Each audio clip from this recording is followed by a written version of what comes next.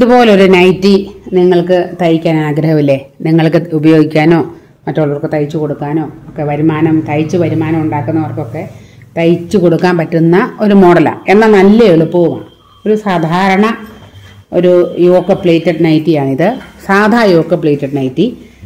അതിൻ്റെ നെക്ക് ഇങ്ങനെ ചതുരം തന്നെ എടുത്തിട്ട് ചെറിയ തോതിലും ഇങ്ങനെ ഒരു കർവ് പോലെ വെച്ച് കൊടുത്ത്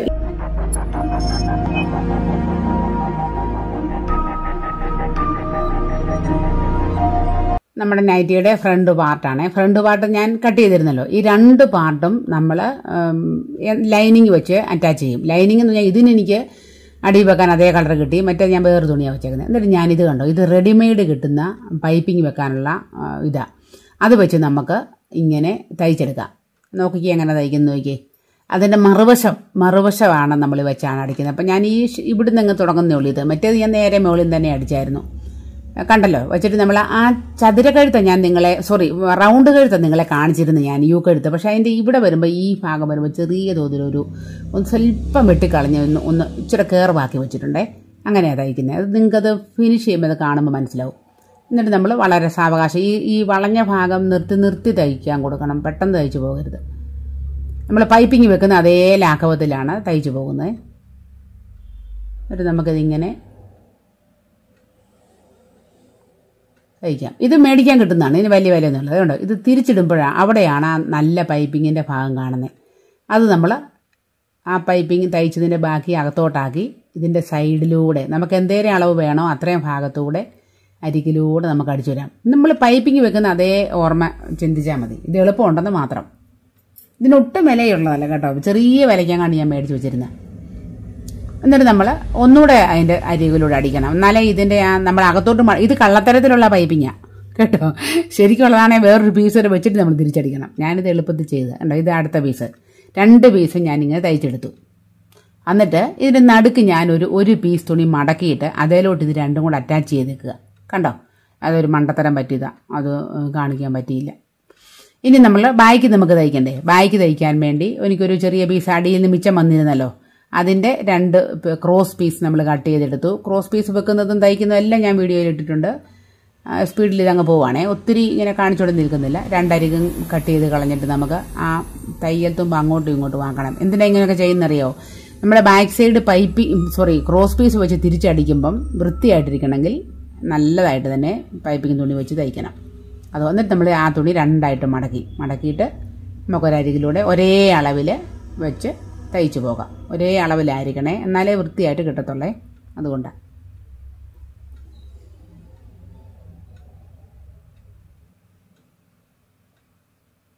എന്നിട്ട് നമുക്ക് മൊത്തം ഇങ്ങനെ സൈഡിലൂടെ തയ്ച്ചു പോകാം. ഈ തയ്യൽ തുമ്പെല്ലാം ചെറിയ തോതിൽ കട്ട് ചെയ്യാം. ഞാനിത് വെച്ച് കട്ട് ചെയ്യുന്ന കണ്ടുകൊണ്ട് നിങ്ങൾ ഇങ്ങനെ സ്പീഡ് ചെയ്യല്ലേ. അപ്പോൾ അതൊക്കെ ചെറിയ തോതിൽ തയ്യൽ കൊള്ളത്തില്ലാത്ത രീതിയിലെല്ലാം കട്ട് ചെയ്തെടുക്കാം. എന്നിട്ട് പതിച്ചടിക്കണം. വലതുവശത്തേക്ക് വെച്ച് തന്നെ പതിച്ചടിക്കുക അതിനെ.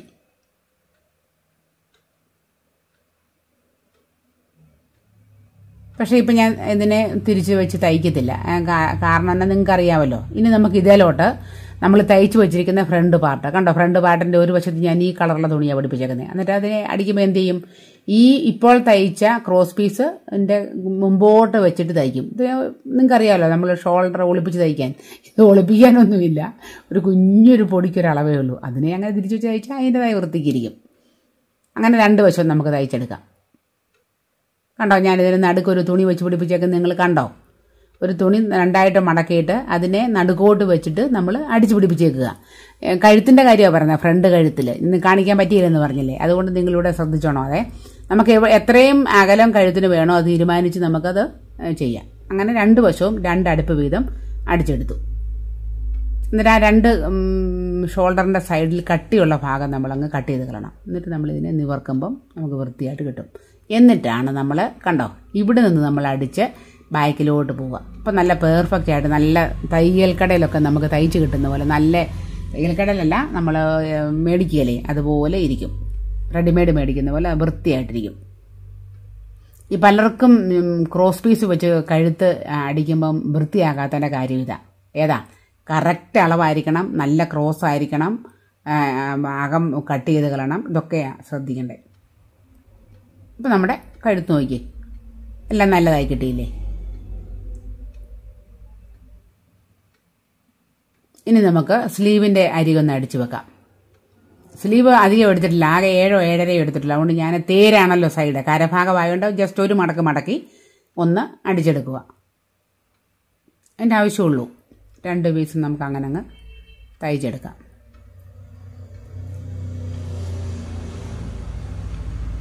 ആരെങ്കിലും തയ്യൽ അറിയത്തില്ലാത്ത തുടക്കക്കാരാരാണ്ട് കാണണം എന്നൊക്കെ പറഞ്ഞിട്ടുണ്ട്. അതുകൊണ്ടാണ് ഞാൻ ഇങ്ങനെ ഒക്കെ പറഞ്ഞു തരുന്നത് കേട്ടോ.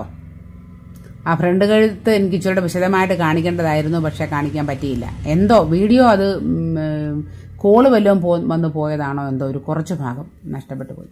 പോട്ടെ, സാരമില്ല. ഇനി ഇത് നമ്മുടെ സ്കേർട്ട് പാർട്ട് 2 എടുത്തു. സ്കേർട്ട് പാർട്ടിൻ്റെ സെൻറ്ററിൽ കട്ടിടാൻ മറക്കരുത്. അതിനുശേഷം എന്താ ചെയ്യുന്നറിയാമല്ലോ, 2 ഇഞ്ച് എല്ലാത്തിൻ്റെ ആ കഷക്കുഴിയുടെ ഭാഗത്തുനിന്ന് 2 ഇഞ്ച് മാറ്റി നമ്മൾ അടയാളപ്പെടുത്തി. അതിനുശേഷമുള്ള നടുക്കുള്ള ഭാഗത്ത് മാത്രം നമുക്ക് പ്ലീറ്റ് ഇട്ട് കൊടുത്താൽ മതി. നമ്മുടെ ഇത് ഞാൻ പറഞ്ഞിട്ടുണ്ട്, പല പ്രാവശ്യം പറഞ്ഞ് 32 34 ചെസ്റ്റുകാർക്കുള്ള ചെറിയ നൈറ്റിയാണ്, ഒരുപാട് വലിപ്പമില്ല. അപ്പം നമുക്ക് അതനുസരിച്ചുള്ള അളവ് മതിയല്ലോ. അതുകൊണ്ട് ഞാൻ ചുമ്മാ ഒന്ന് നോക്കുക എവിടം വരെ ഉണ്ടെന്നേ, ജസ്റ്റ് ചുമ്മാ ഒന്ന് അറിയാൻ വേണ്ടി. ഇപ്പോൾ ഇത്രയും ഭാഗം നമുക്ക് വെച്ച് പ്ലേറ്റ് ഇടണം എന്നൊരു മനസ്സിൽ കണക്ക് കൂട്ടാൻ വേണ്ടി ചുമ്മാ നോക്കുന്നേ ഉള്ളൂ. എന്നിട്ട് നമുക്ക് ചെറിയ പ്ലേറ്റ് ഇട്ട് വരാം. ആ 2 ഇഞ്ച് ഇട്ടതിന് ശേഷം ബാക്കിയുള്ള ഭാഗത്തുനിന്ന് ചെറിയ പ്ലേറ്റ് ഇടാം. ഇത് വലിയ പ്ലേറ്റ് ഇടണമെങ്കിൽ ചിലർക്ക് വലുതായി ഇഷ്ടമെങ്കിൽ 2 3 പ്ലേറ്റ് ഇട്ടാൽ മതി.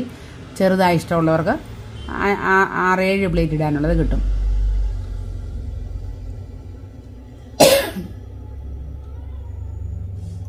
അങ്ങനെ നമ്മളെ പ്ലേറ്റ് ഇട്ട് തീർന്നു.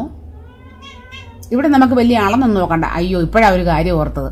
ഫ്രണ്ട് പാർട്ടിൻ്റെ ഈ ഇവിടെ കൂടെ നമുക്കൊരു പൈപ്പിങ് പിടിപ്പിക്കണ്ടേ, ഈ നമ്മൾ റെഡിമെയ്ഡിൻ്റെ അതുകൂടെ പിടിപ്പിച്ചെടുക്കട്ടെ. എങ്ങനെ ചെയ്യുന്നത് കണ്ടല്ലോ. മോശം വശമാണ് അടിഭാഗത്ത് വെക്കുന്നത്. ഫ്രണ്ട് പാർട്ടിൻ്റെ അടിഭാഗമാണേ, നമ്മുടെ ഫ്രണ്ട് യോക്കിൻ്റെ അടിഭാഗത്ത് നിങ്ങൾ നോക്കിയാൽ പൈപ്പിങ് പിടിപ്പിക്കുന്നത് അതേപോലെ തന്നെ അതിൻ്റെ മറുവശം വെച്ച് നമ്മൾ അടിച്ചെടുത്തു. കട്ട് ചെയ്ത് കളഞ്ഞിട്ട് നോക്കിക്കോണേ.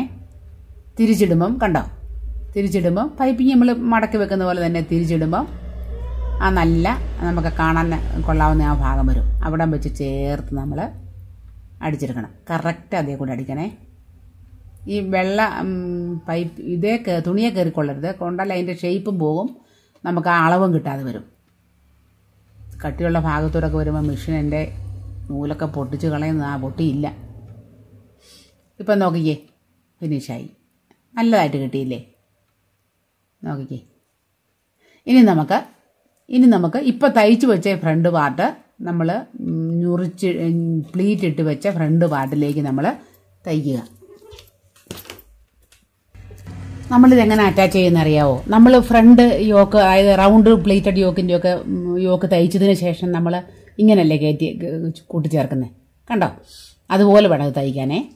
അപ്പം നല്ല വശമെടുത്ത് ഈ പ്ലേറ്റ് ഇട്ടതിൻ്റെ മുകളിലേക്ക് വെച്ച് നമ്മൾ നോക്കി ഞുറിവും അതിൻ്റെ അളവും ഒക്കെ നോക്കി തയ്ക്കണം.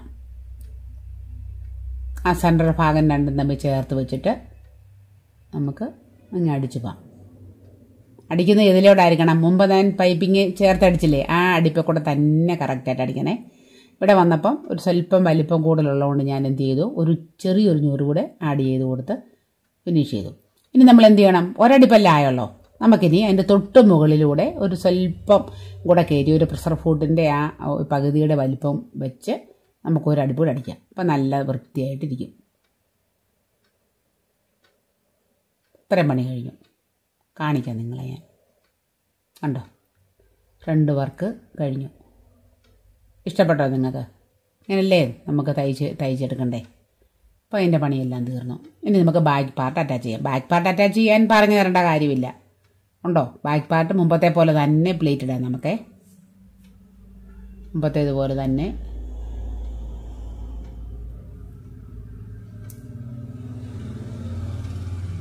ചെറിയ പ്ലേറ്റ് ഇട്ട് പോവാം.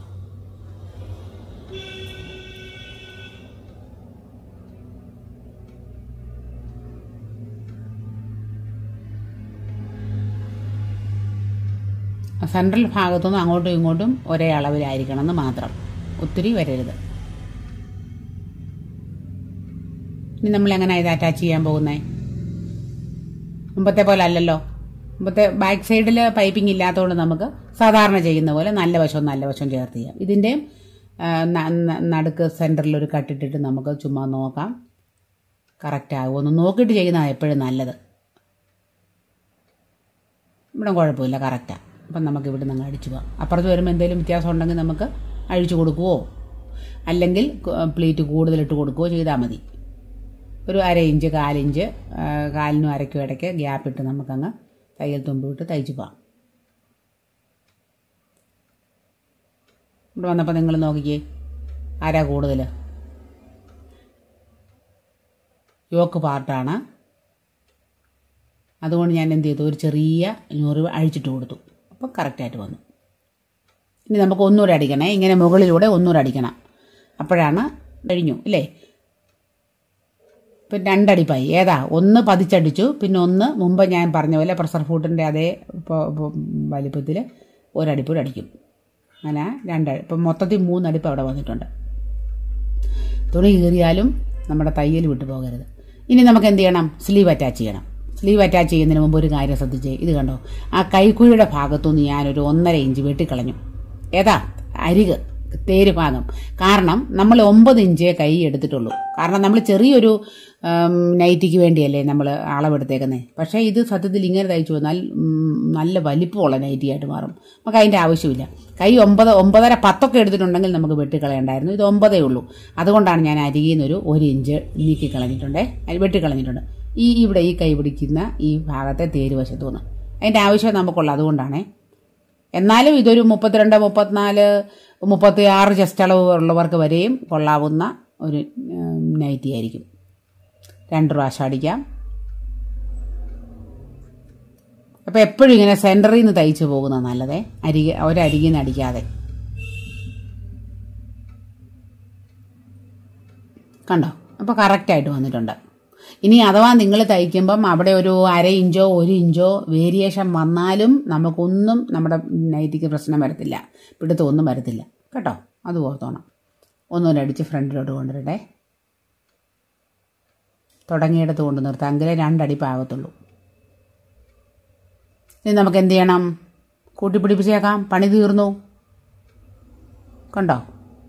കൈയുടെ അളവ് നോക്കുക. ഒരുപാട് കൈ അങ്ങ് ഇറുക്കിയെടുക്കരുതേ.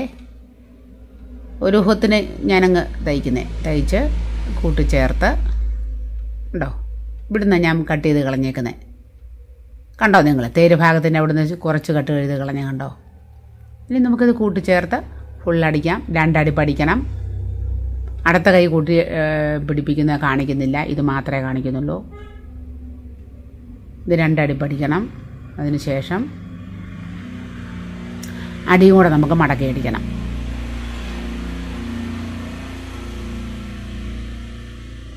തിരിച്ച് ഒന്നുകൂടെ അടിക്കുവാണേ.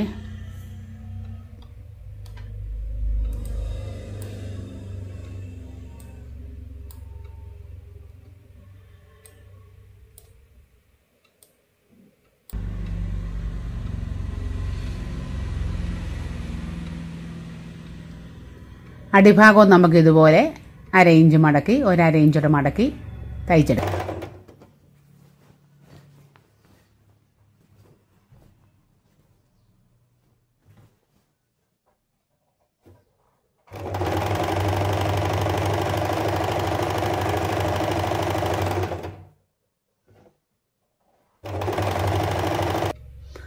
എല്ലാം പൂർത്തിയായി. ഇതാണ് നമ്മളുടെ മീഡിയം നൈറ്റിയുടെ ഫൈനൽ ലുക്ക്. ഇഷ്ടമുണ്ടോ? ഇങ്ങനത്തെ പൈപ്പിങ് എല്ലാ തയ്യൽ കടകളിലും, തയ്യൽ സാധനങ്ങൾ മേടിക്കുന്ന കടകളിൽ കിട്ടും. പല ഡിസൈൻ എന്ത് വേണേലും കിട്ടും, നമുക്ക് എങ്ങനെ വേണേലും. അപ്പം അത് മേടിച്ച് തയ്ക്കുക. ഇതാ ബാക്ക് കഴുത്ത്, ഒതുക്കിയ കഴുത്താണ് കേട്ടോ. ഏതാണ്ട് 2.5 ഇഞ്ചേ വിടുത്തെടുത്തിട്ടുള്ളൂ. കണ്ടോ? ബാക്ക് കഴുത്ത് കണ്ടോ? ഫിനിഷായിട്ട് നിൽക്കുന്ന കണ്ടോ? അപ്പം നമ്മളങ്ങനെ തയ്ക്കണം, തയ്ച്ച് പഠിക്കണം. നമുക്ക് തയ്ക്കാം. ഇനിയും തയ്ച്ചു കൊടുക്കാൻ ആഗ്രഹമുള്ളവർക്ക് എത്രയോ പേര് പറഞ്ഞു നൈറ്റി തയ്ച്ചു കൊടുത്തു, ചുരിദാർ തയ്ച്ചു കൊടുത്തു എന്ന്. ഞാൻ മാത്രമുള്ളൊന്നും തയ്ച്ചു കൊടുക്കാത്ത ആൾ. എന്നാലും നിങ്ങൾ തയ്ച്ചു കൊടുക്കുന്നതിൽ ഒത്തിരി സന്തോഷം. നിങ്ങൾക്ക് ഇഷ്ടമായോ? ഇഷ്ടമായെങ്കിൽ നിങ്ങളുടെ സപ്പോർട്ടൊക്കെ തരിക, തയ്ക്കാൻ ശ്രമിക്കുക കേട്ടോ. ബാക്ക് സൈഡോടെ കാണിക്കാം. കണ്ടോ? നല്ലതല്ലേ? നല്ലൊരു ചെറിയ മീഡിയം നൈറ്റി. ഓക്കെ.